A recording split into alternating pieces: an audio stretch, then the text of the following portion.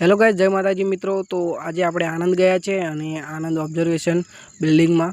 તો આપણે આણંદ આજે ગયા છે શું કામ માટે તમને બતાવું કહું તો આજે આપણે આણંદ ગયા હતા। આણંદ કૃષિ સંશોધન કેન્દ્ર, ગુજરાત ટેકનિકલ યુનિવર્સિટી એગ્રીકલ્ચર ડિપાર્ટમેન્ટની યુનિવર્સિટીમાં ગયા હતા। ત્યાં આપણે પાક જોવા ગયા હતા, કેવા ત્યાં પાક થાય છે, કેવી રીતના ખેતી થાય છે અને શું શું થાય છે તે બધું આપણે જોવા ગયા હતા। આ તમે જોઈ શકો છો, ચારે બાજુ વ્યૂ વિડીયોમાં જોઈ લેજો, આપણે બતાવીશું તમને।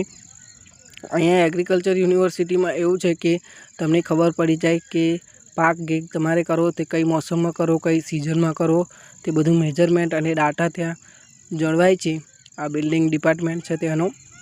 અહીંયા આપણી સાઈડમાં જ મશીનો બધા મૂકેલા છે, તેમાં ખબર પડે છે પવનની દિશા, પવનની ગતિ, તાપમાન, ક્યારે વરસાદ આવવાનો, દિવસ લાંબો કે ટૂંકો, તે બધીની માહિતી મળે છે।